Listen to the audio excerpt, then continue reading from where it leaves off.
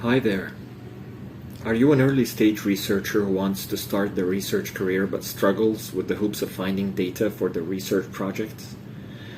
Are you a medical student who wants to learn medicine in the US or the UK but you're afraid that you might be less competitive because you haven't done any primary research yet? Are you a physician or a graduate student who wants to apply for a PhD in epidemiology and wants to find a source of cancer epidemiologic data to publish papers in the field of epidemiology and look more competitive in the eyes of the admissions committee? If you are in those shoes right now, then this course will be an eye-opener for you. In this course, you will get an overview of one of the most comprehensive sources of cancer data in the United States, the Surveillance, Epidemiology, and End Results, or Seer database. You will be familiar with its history, how it developed over time, and have a basic idea about the types of data that it offers. By the end of this course, you will learn how to gain access to the Seer database both as a non-institutional as well as an institutional user. You will also get to know the Seerstat software, which is a program used to extract data from the Seer database. You will get to download it and open it for the first time. In short, and by the end of this course, you will have a broad knowledge of the Seer database, a broad knowledge of the Seerstat software that will help you extract data from the Seer database. In fact, I'm going to ask you to send me a screenshot of the opening Seerstat window. This will be the main portal that will transfer you to the variety of cancer-related data offered by the Seer database. Now let's talk about me and why you should trust me with this course content.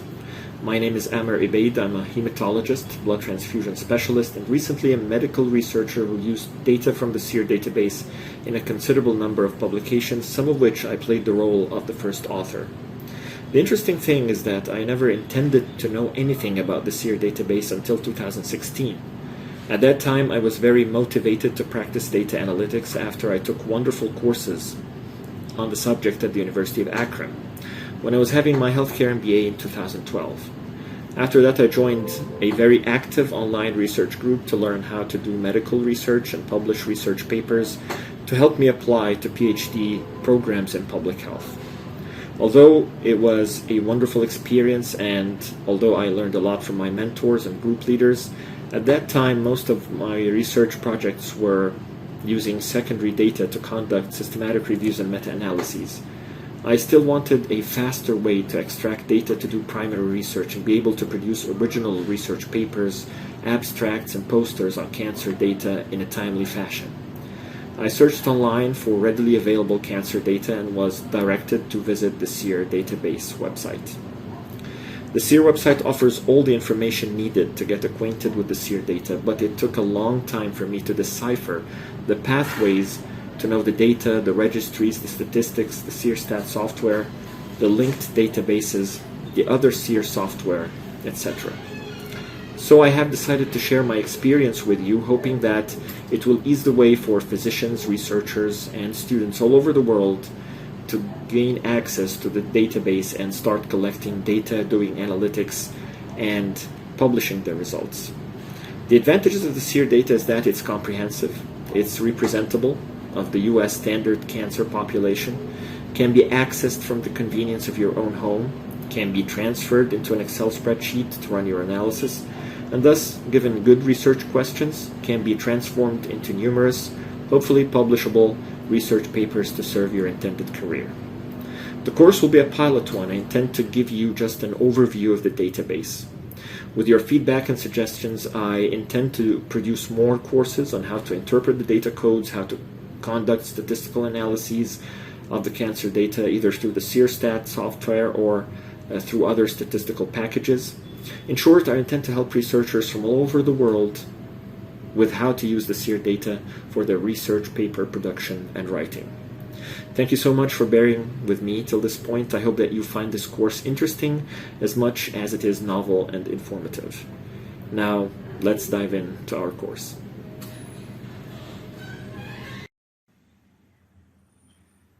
Now let's begin. What is the Seer database? It is a comprehensive source of data on cancer cases in the United States. If we click on the above link, it will guide us to the main website of the database. This website has links that we can use to gain access to the data. What are the other features of the Seer database? The first thing is that it pulls data from a number of cancer registries. What are the cancer registries?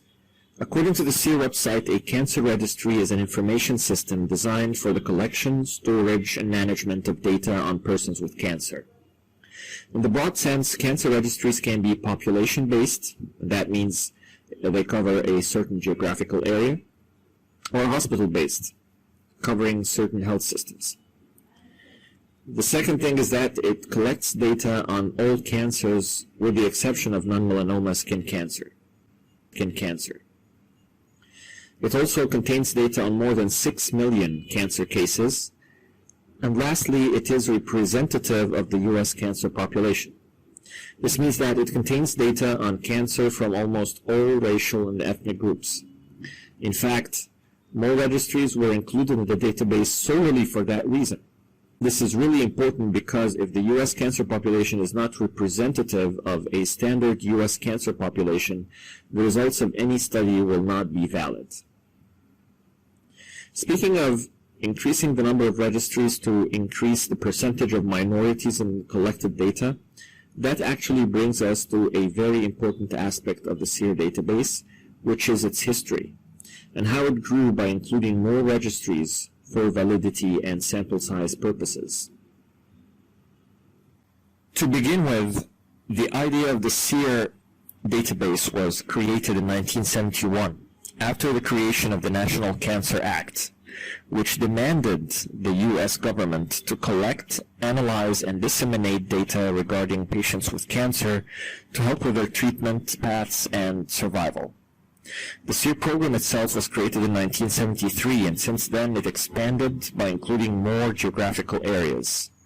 The choice of the geographical areas to be added was commensurate with the capacity of the cancer registry to collect data and the composition of the area with respect to racial and ethnic minorities.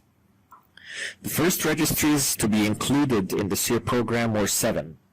The database that resulted from their inclusion was called Seer7.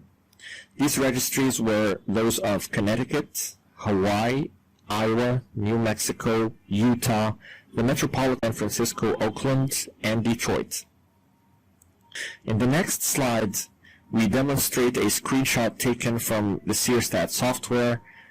Under the title database name, we can see phrases like Seer 9, 13, 18, and even 21 registries. In this map of the US, which was taken from a 2017 study about the history of the Seer database, we can see the locations of the Seer7 registries. More registries were added to the Seer program with time. In 1974, the metropolitan area of Atlanta was added to Seer7. In 1975, the metropolitan area of Seattle-Puget Sound was added. Both registries were added to Seer7 to make it Seer9. This is just to show you the locations of the 2 new registries that formed the Seer9. In 1992, 2 more registries were added to Seer9 registries to form Seer11. The main aim was to increase the representation of Hispanic, African American, and Native American cancer populations. These 2 registries were the metropolitan area of Los Angeles and some counties from the San Jose monetary area. So a screenshot from the same study showing the location of the 2 additional registries that were added to Seer9. From 1992 to 2001, 2 more registries were added to Seer11 to form Seer13. These were Georgia and Alaska. And the reason was obviously to increase the representation of African American and Native American cancer populations. As we are listing the registries that were added to the Seer program over the years, it becomes important to note that not all registries were only funded by the National Cancer Institute. For example, in 2001, 4 additional registries were added to the Seer database that were funded by the Center of Disease Control in addition to the NCI. These were California, Kentucky, Louisiana, and New Jersey, leading to the formation of Seer17. I think I burdened you more than I should with the Seer cancer registries. If you want to know the current cancer registries that form the Seer database, you can check the link on this slide to see the most current list of the Seer cancer registries. Now let's move to the next video lecture, which is all about the variables offered by the Seer database.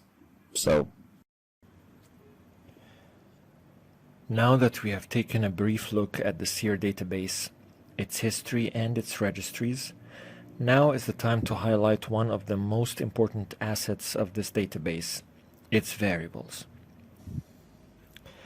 The screenshot on the right side of the slide represents a view of the case selection window from the case listing session of the Seerstat software. As you can see, it's divided into three smaller windows: the variable window, the values window, and the selection statement window. It is the variable window where we will find the Seer database variables. The values window is dedicated to show the different levels of the variables, as we will show in future video lectures. For a full description of the data variables, their possible codes, and their levels, you can use the link below the screenshot. It will take you to the website of the Seer Research Data Record Description of the November 2020 submission. In short, we can classify the data offered by the Seer database into three broad categories: demographic, clinical, and treatment-related variables.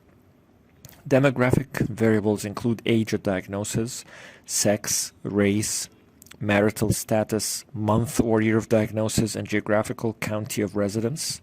As I said before, each one of those variables can be expressed as a numerical value, like age of diagnosis, for example, or can be expressed as a category, like sex, males or females. It all depends on how the variables were stored in the database. In this slide, we introduce a few of the clinical variables offered by the Seer database. On the right side, there's a screenshot from the Seerstat showing some of these variables. Here we want to demonstrate an example of an evolving variable within the Seer database, which is staging. Staging has passed through a series of sequential changes from 1973 till 2004. From 1973 to 2004, the staging variable transformed from being an anatomical staging process to a collaborative staging process involving site-specific prognostic factors that were brought to the surface with the advancement in medical technology and medical practice. The detailed description of how the staging variables evolved through time was well described in a paper that was published in Cancer in 2014, and which you can access by using the outlined link on the slide. We then come to the next type of Seer variables, the treatment-related variables. The treatment-related variables in the Seer database include those of the first course of therapy. They include the extent of surgery, the type of radiation therapy, whether radiotherapy occurred before surgery or vice versa, and why surgery as a treatment option was not used. Some treatment-related variables were used to a specific period of time. For example, data on radiation to the central nervous system in cases of leukemia and lung cancer were collected between 1988 and 1997. In a number of slides, we will introduce an example of the treatment data that also evolved through time. So here we again demonstrate an example of a treatment-related variable that has also evolved through time. Data about surgery was collected in 1973 to indicate whether surgery was done or not. Going through 1998, almost all cancer types had data about whether cancer-directed surgery was done or not. Also in 1998, data about lymph node dissection and the type of breast reconstruction was introduced. In 2004, additional data about the safety margins after prostatectomy, the extent of negative margins after Mohs surgery, and other skin cancers were also introduced. As regards the outcome variables, there are three main outcome variables that are provided by the Seer database: survival time, cancer-specific deaths, and other non-cancer specific deaths. These outcomes can be used to generate Cox proportional hazards and logistic regression models to predict overall and cancer-specific survival of different cancer cohorts. In future courses, I will introduce other types of statistics that can be calculated using the Seerstat software or using other statistical packages as well. At the end, I would suggest the following papers for you to read and gain more knowledge of the topics outlined in this lecture about the variables of the Seer database. Let's now dive into a brief overview of the Seerstat software, which is the tool that we will use to extract our data. Let's go. Hello there. In previous video lectures, I introduced an overview of the Seer database, its history, its registries, as well as its variables. Now is the time to introduce the tool that you will use to extract the different data and get the different statistics that are offered by that tool. That tool is the Seerstat software. This is the main window of the Seerstat software. Currently, Seerstat 8.3.9 is the most recent version of the program. In this video, we will just scratch the surface of Seerstat by highlighting the functions of its 7 sessions: frequency, rate, survival, limited duration prevalence, multiple primaries standardized incidence ratio, left truncated life tables, and the case listing sessions. Here are a few examples of the statistics that can be obtained from the Seerstat program. The frequency session provides 1. Counts of cases, 2. Percentages of cases, 3. Trends over time based on frequencies, which is percent change and annual percent change. The rate session provides 1. Crude rates, not adjusted, 2. Age-adjusted rates, 3.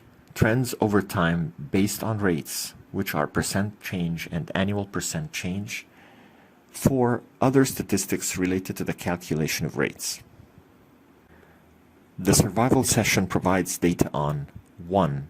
Observed survival, 2. Net survival, relative or cause specific, 3. Crude probability of death, 4. Conditional survival. The limited duration prevalence session provides prevalence counts, crude percentage, and age-adjusted percentage. The left truncated life table session provides cumulative summary page and a detailed life page. The multiple primaries standardized incidence ratio, or MPSIR for short, provides a comparison of cancer incidence in a defined cohort of people diagnosed with cancer to cancer incidence in the general population. The cancer listing session provides a table overview of the individual patient data according to the chosen selection criteria and variables. This usually helps researchers to run numerous statistical tests such as logistic and Cox proportional hazards logistic regression. How to download and install the Seerstat software? Go to the following link. Click on Download Seerstat version 8.3.9.1. Follow the instructions and you'll be able to download and install the software. After you have installed it, you will have to follow more instructions to get the username and password that will allow you to open Seerstat and start extracting your data. This will be shown in detail in the next video. After we've gotten a pretty good idea about the Seer database, the Seerstat software, and how to download and install it, now is the time to acquire a username and password to enter into Seerstat and start extracting our data. First, let's go to the website of the Seer database, www.seer.cancer.gov. Under Seer Data and Software, we should go down and to the left to select how to request the data.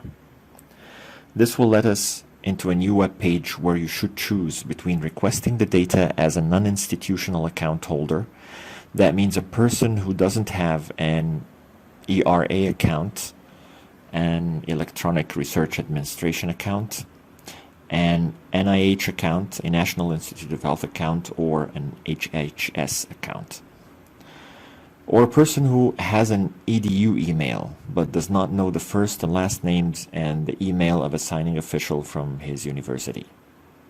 A signing official is simply an appointed person by your university who can attest to why you are requesting or using the data. Alternatively, you can request the data as an institutional account holder, and that is simply a person who has all those missing qualifications of the former non-institutional one.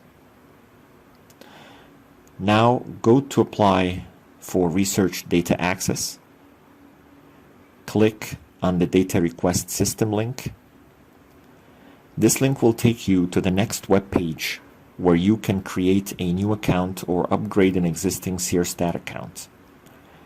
Since I'm applying as a non-institutional account holder, I will go on and put my email address under the non-institutional account holder header.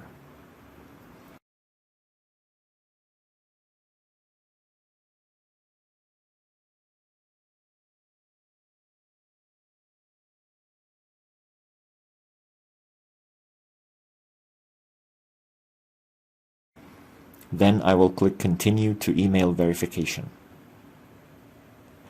This will take you to another web page where you are required to put in more details about yourself and your organization.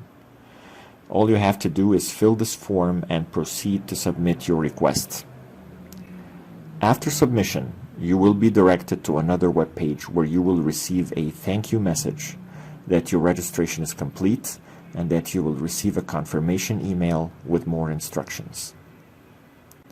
After a few seconds, you will receive an email asking you to click a link to verify your email address to complete the Research Data Access request form.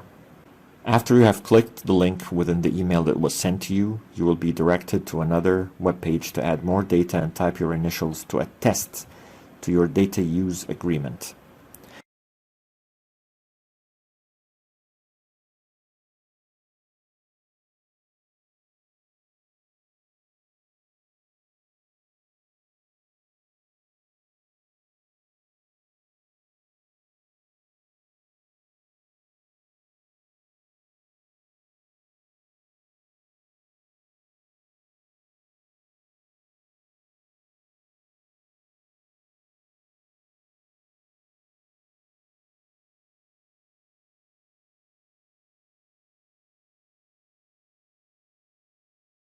Make sure you scroll down the two windows on the agreement in order to be able to type your initials beside every one of them. After you're done, please click the Submit button at the bottom right corner of the web page.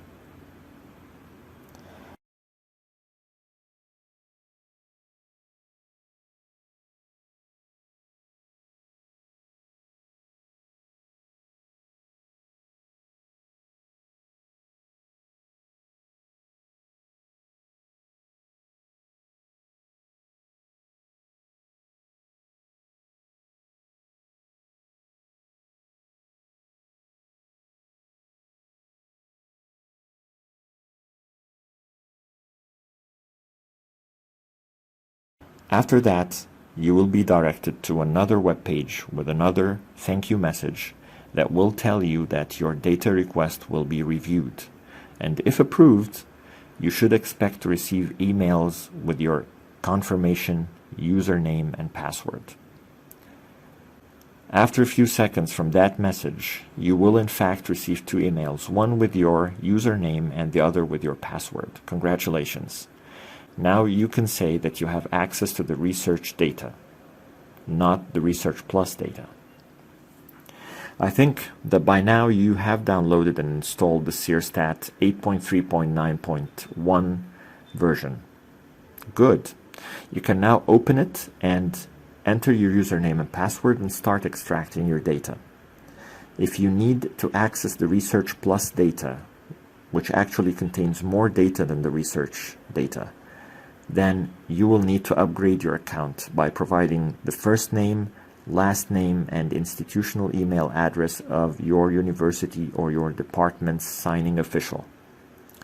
You can contact your research administrative services at your university to ask them about the details of the signing official. Once you have the first and last names and the institutional email address of the signing official, you can upgrade your account using this information. And then you will receive an email confirming your access to the Research Plus data.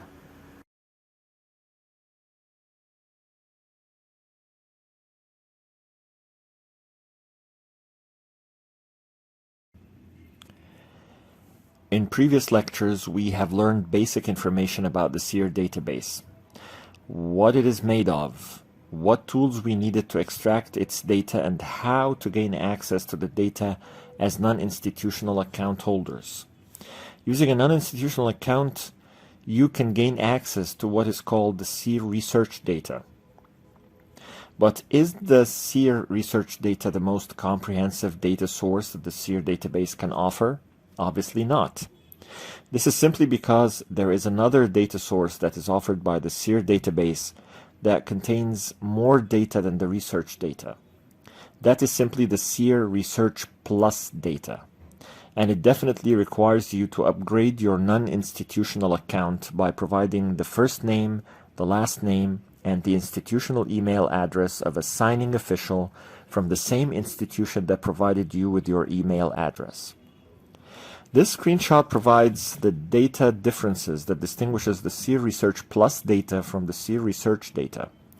As you can clearly see, there are about 15 variables that were excluded from the research data to be included in the Research Plus data. So the presence of these variables can be worth the time and effort that you will spend to look for the details of that signing official. Only when you have reached as far as obtaining a username and a password for the Seerstat software that you can upgrade your account to request the Research Plus data. Through the same link that we used to gain access to the research data, scroll to the bottom of the page until you see the Research Plus access for non-institutional users. Click again on the Data Request System link. Put in the email address that you used to gain access to the research data. The Seer database will send you an email to verify your email address.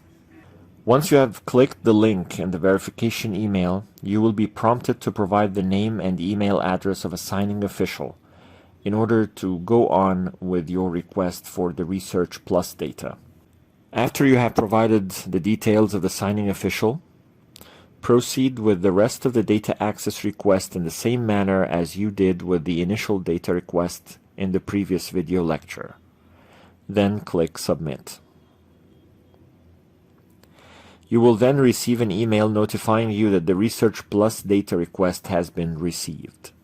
And after that, you will receive another email notifying you that your Research Plus data request has been approved. At this point, your upgraded account will have the same username and password. And then you will receive another email notifying you that your account has been updated. Congratulations, you have upgraded your account to access the Seer Research Plus data. Go ahead and open your Seerstat and start extracting your data.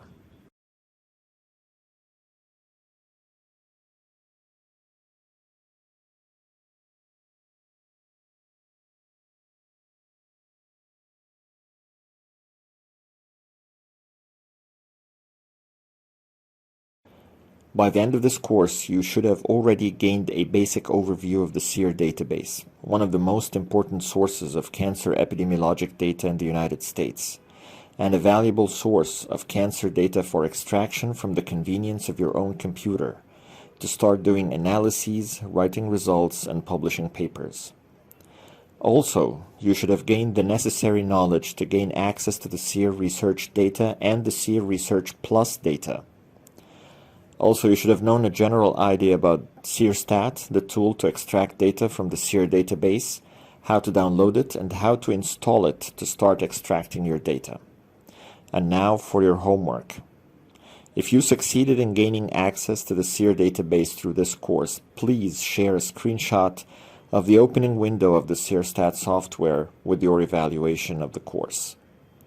Your feedback on the course is highly appreciated, and I will use it to improve the content of this course as well as that of other courses as well. Thank you for bearing with me, and see you again with future courses.